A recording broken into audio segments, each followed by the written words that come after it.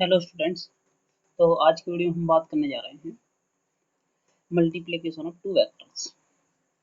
तो vector multiplication हम दो तरीके से कर सकते हैं। पहला होता है हमारा डॉट प्रोडक्ट और दूसरा होता है हमारा क्रॉस प्रोडक्ट। तो अब इसका मतलब क्या है पहले वो देख लेते हैं। जो हमारा डॉट प्रोडक्ट होता है डॉट प्रोडक्ट, तो उसमें जो हमें वैल्यू मिलती है वो होती है स्केलर वैल्यू, तो इसीलिए से स्केलर प्रोडक्ट भी बोल देते हैं। लेकिन जो क्रॉस प्रोडक्ट होता है उसमें जो हमें वैल्यू मिलती है उसमें हमें एक वेक्टर क्वांटिटी मिलती है, जिसे बोल देते हैं वेक्टर प्रोडक्ट। होता क्या है, करते कैसे हैं, उसके बारे में पढ़ लेते हैं। तो स्टार्ट करते हैं। सबसे पहले फर्स्ट टॉपिक है हमारा डॉट प्रोडक्ट और या फिर स्केलर प्रोडक्ट। तो इसमें बताया गया है कि हमारे पास मान लो कि दो वेक्टर हैं, तो सिंपली कोई भी दो वेक्टर मान लिया हमने एट रैंडम। ए वेक्टर हो गया, ये हमारा बी वेक्टर हो गया। दोनों के बीच में एंगल हमने मान लिया कि ये थीटा है। तो जो दोनों का डॉट प्रोडक्ट होगा वो होगा A vector dot B vector is equal to A B cos theta. ये इसका फॉर्मूला है। अब बात करते हैं कि इस फॉर्मूले का मतलब क्या है। तो इसका मतलब ये है कि ये हमारा ए वेक्टर है और ये बी वेक्टर है, तो इन दोनों का हमने डॉट किया, उसकी वैल्यू इक्वल हो जाएगी। ये ए का मैग्नीट्यूड है, बी का मैग्नीट्यूड है, और थीटा हमारा एंगल है जो दोनों के बीच में है, उसका हमें कॉस निकालना है। अब मान लो कि हमारे पास वेक्टर दे रखा है ए वेक्टर, हमें कुछ दे रखी है, तो उसको करने से पहले हम एक चीज़ और पढ़ लेते हैं। अगर हम आई डॉट आई करते हैं या फिर जे डॉट जे कर देते हैं या फिर के वेक्टर डॉट के वेक्टर कर देते हैं, तो इसकी वैल्यू हमेशा 1 आएगी। तो ये इसका मतलब ये हुआ कि अगर हम खुद के साथ डॉट निकाल रहे हैं तो 1 है, अगर हम किसी दूसरे के साथ निकालें तो हो जाती है हमारी वैल्यू 0। इसका मतलब ये हुआ कि आई का जे के साथ निकाल दें, या फिर जे का के साथ निकाल दें, या फिर के का आई के साथ निकाल दें, या फिर कुछ और जो पॉसिबल है, उस केस में वैल्यू हमारी 0 हो जाएगी। तो मतलब आई का जे के साथ हो गया, के साथ हो गया, जे का आई के साथ हो गया, के साथ हो गया, के का आई के साथ हो गया, या फिर यहाँ पे के डॉट जे भी अगर हम कर दें तो वो भी हमारा 0 ही आएगा। तो ये है हमारे डिफरेंट पॉसिबल केसेस। अब इसके बाद कुछ इसकी प्रॉपर्टीज होती हैं। तो जो इसकी प्रॉपर्टीज होती हैं वो पढ़ते हैं। तो प्रॉपर्टी जो नंबर 1 आ जाती है इसकी, कि अगर हम ए डॉट बी वेक्टर लिख रहे हैं तो इसकी value B vector dot A vector के इक्वल हो जाएगी, क्योंकि यहाँ पे जो हमें क्वांटिटी मिलेगी वो एक स्केलर होगी। A vector dot B vector का मतलब ए बी कॉस थीटा, और B vector dot A vector कहें तो वो भी हमारा ए बी कॉस थीटा के इक्वल ही आएगा। ठीक है। दूसरी प्रॉपर्टी ये है कि अगर ए वेक्टर को हम ऑपरेट करते हैं बी प्लस सी पर, तो जो हमारे इक्वेशन बनेगी वो हो जाएगी A vector dot B vector plus A vector dot C vector. ये होती है हमारी डिस्ट्रीब्यूटिव प्रॉपर्टी। डिस्ट्रीब्यूटिव और पहली है हमारी कम्यूटेटिव। अब इसके बाद अगर मान लो कि कोई दो वेक्टर हमारे पैरेलल हैं, if two vectors are parallel, तो इसका मतलब ये है कि जो हमारा A vector dot B vector है उसकी value plus minus A dot B हो जाएगी। जो हमारा ए है, ए हमारा ए का मैग्नीट्यूड है, और बी है वो हमारा बी का मैग्नीट्यूड है। डॉट का मतलब मल्टीप्लिकेशन से सिंपल, और कुछ नहीं है। अब जो हमारा पैरेलल का मतलब है कि वो हमारा अगर सेम डायरेक्शन में है तो एंगल 0 होगा, तो उस केस में cos 0 की वैल्यू 1 होगी। और पैरेलल अगर वो एक दूसरे के अपोजिट डायरेक्शन में तब भी पैरेलल हो सकता है, तो इसीलिए मैंने इसे प्लस माइनस लिखा है। तो ये याद रखेंगे क्यों लिखा है। इसके बाद कंडीशन नंबर 4 है कि अगर दो वेक्टर हमारे परपेंडिकुलर हो जाए तो क्या होगा, if two vectors are perpendicular, तो जो हमारा A vector dot B vector है उसकी वैल्यू 0 हो जाएगी। तो 0 क्यों होगी, तो ये आपको पता ही होगा क्योंकि cos 90 की वैल्यू 0 होती है, तो इसलिए हमारी वैल्यू 0 हो जाएगी। तो ये था हमारा डॉट प्रोडक्ट के बारे में। अब मान लो कि फॉर एग्जांपल हमें ए वेक्टर दे रखा है, कुछ ए वेक्टर दे रखा है हमें ए एक्स आई कैप प्लस ए वाई जे कैप प्लस ए जेड के कैप, ये हमें ए वेक्टर दे रखा है। और वहीं पर मान लेते हैं कि बी वेक्टर हमें दिया गया है बी एक्स आई कैप बी वाई जे कैप प्लस बी जेड के कैप। तो अब हम अगर ए वेक्टर डॉट बी वेक्टर निकालना चाहें तो जैसा कि हमने पढ़ा है कि अगर आई का आई के साथ डॉट करें तो 1 आता है, किसी दूसरे के साथ करें तो 0 आता है। तो इसका एक मतलब ये भी है कि जब हम डॉट कर रहे हैं तो हमें आई का आई वाले के साथ कर दें, जे को जे वाले के साथ, के को के वाले के साथ, और ये हमारा जो डॉट है वो वैल्यू निकल के आ जाएगी। तो ए डॉट बी की वैल्यू हो जाएगी हमारी ए X B x A Y B Y A Z B Z, ये हो जाएगी हमारी ए वेक्टर डॉट बी वेक्टर की वैल्यू। तो यहाँ पे एक बात याद रखनी है कि मैंने ए एक्स बी एक्स लिखा है, तो आप इसे मतलब बी को आगे पीछे भी लिख सकते हैं, लेकिन याद रखें जो एक्स वाला कंपोनेंट है मतलब आई के साथ जो कंपोनेंट है उसको आई वाले के साथ ही मल्टीप्लाई करना है। वैल्यू अगर पॉजिटिव है तो पॉजिटिव लिखनी है, नेगेटिव है तो नेगेटिव लिखनी है। ओके, तो इसके बाद हमारा नेक्स्ट टॉपिक है या फिर जो नेक्स्ट हमारा आता है मल्टीप्लिकेशन, वो होता है हमारा क्रॉस प्रोडक्ट। तो ये हो जाएगा हमारा क्रॉस प्रोडक्ट और इसी को बोल देते हैं हम वेक्टर प्रोडक्ट। तो करते कैसे हैं, वहाँ पे हमने डॉट लगाया था, यहाँ पे हम क्रॉस लगा देंगे, A vector cross B vector की वैल्यू हो जाती है हमारी A B sine theta into N cap. N cap क्या है, एन कैप हमारा एक यूनिट वेक्टर होता है जो हमें डायरेक्शन बताता है ए वेक्टर क्रॉस बी वेक्टर की। ए का मैग्नीट्यूड है, बी का मैग्नीट्यूड है, थीटा ए और बी के बीच में जो एंगल होगा वो हो जाएगा। तो सेम वही कि अगर ये हमारा ए वेक्टर है, ये अगर हमारा बी वेक्टर है तो ये हो जाएगा हमारा थीटा। और जब हम ए वेक्टर डॉट बी वेक्टर करेंगे तो हमें जाना है मतलब बी वेक्टर से ए वेक्टर से बी की तरफ, तो हम जाएंगे कुछ इस तरीके से। तो जो हमारी डायरेक्शन है वो हमारी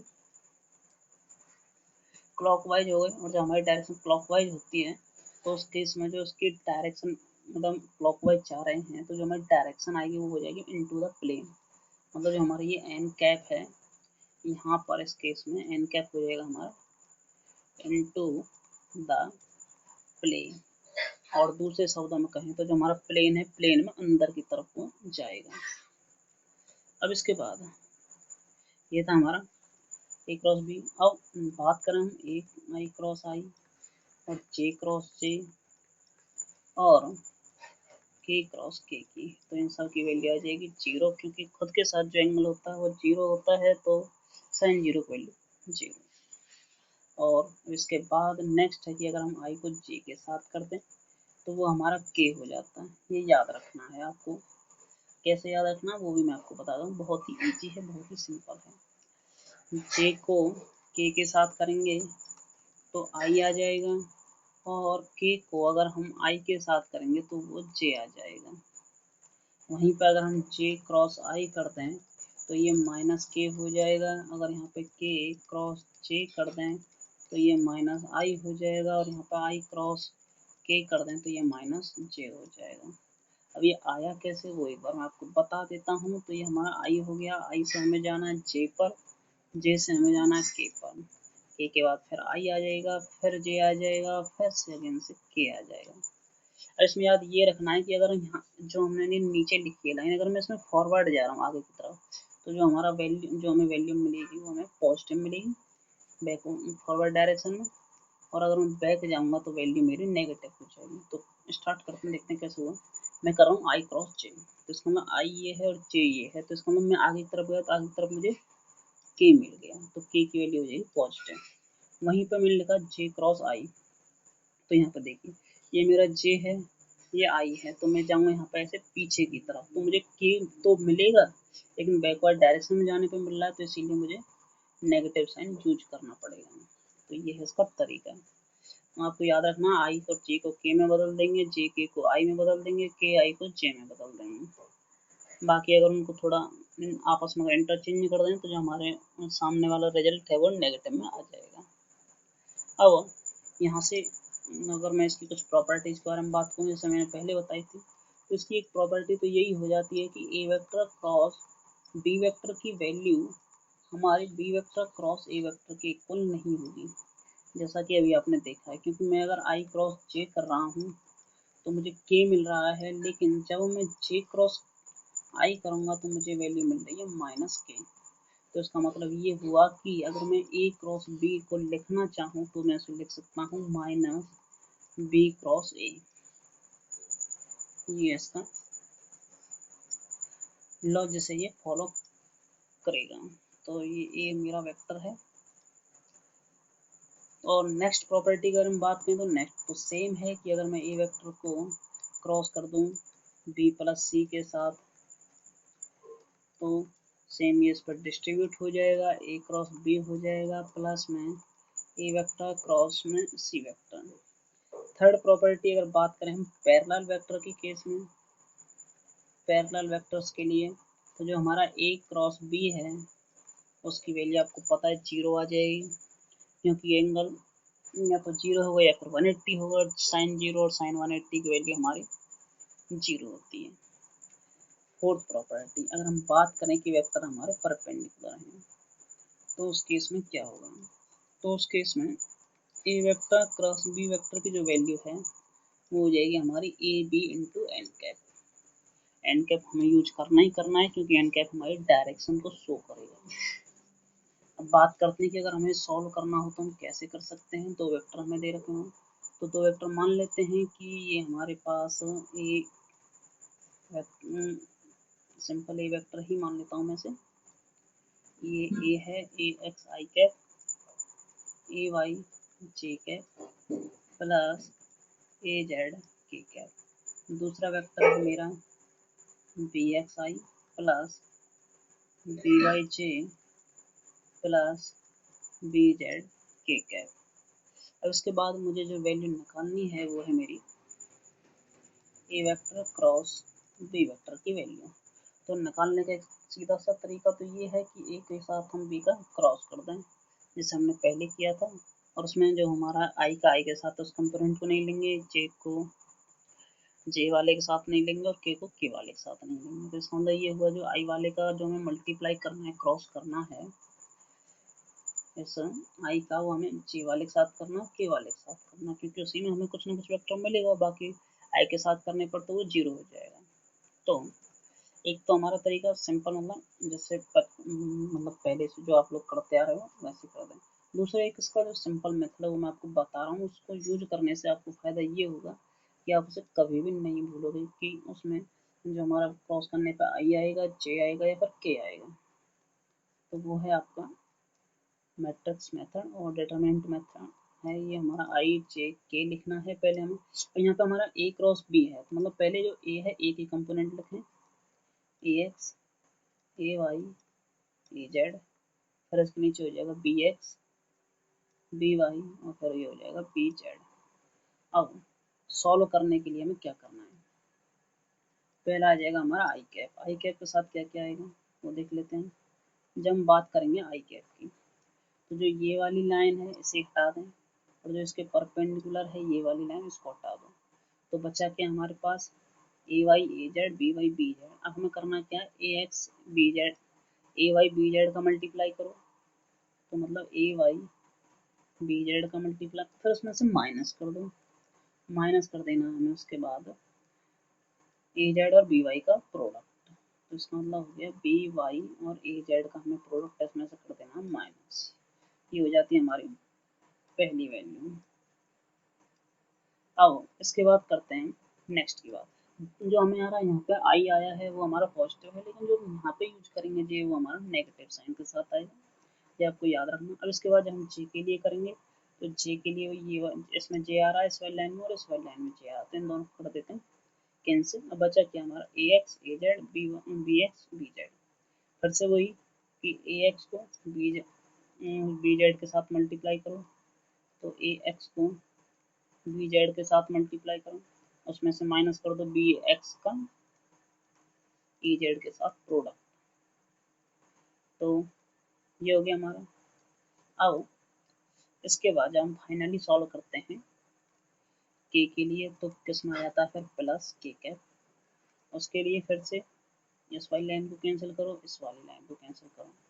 करना क्या, ए एक्स बी वाई, तो यहाँ पे लिख देते हैं हम ए एक्स बी वाई, फिर माइनस लगाइए और उसके बाद हमें करना है बी एक्स ए वाई, तो ये हो जाएगा हमारा बी एक्स ए वाई। अब जो यहाँ पर हमें वैल्यू मिली है लास्ट में फाइनली, जो ये वाली वैल्यू है हमारी आई के साथ, जो ये वैल्यू दे रखी है हमारी लास्ट तक, ये टोटल हमारा हो जाएगा ए वेक्टर क्रॉस बी वेक्टर। तो यहाँ पर ये सिंपल भी है और इसमें आप लोगों को ये भी याद नहीं रखना है कि जब आप लोग क्रॉस करोगे तो उसका आई के साथ अगर जे का क्रॉस करेंगे तो क्या निकल के आएगा, के का जे के साथ करेंगे तो क्या आएगा। तो उसमें इसमें आपको कुछ भी याद रखने की कोई ज़रूरत नहीं है, सिंपली दोनों का डिटर्मिनेंट की फॉर्म को रखो और उसको सॉल्व करो। तो ये था इसका क्रॉस प्रोडक्ट। तो नेक्स्ट वीडियो हम बात करेंगे रिलेटिव वेलोसिटी की। और अगर इसके अलावा आपका कोई क्वेश्चन हो, इसमें क्वेश्चन अगर आप लोग पढ़ते हो तो क्वेश्चन तो ज़रूर होगा, डेफिनेटली होना चाहिए, तो उसे कमेंट बॉक्स में ज़रूर लिखें और मैं कोशिश करूँगा जल्दी से जल्दी उसका रिप्लाई आप लोगों तक पहुँच पाए। ठीक है, तो मिलते हैं नेक्स्ट वीडियो में।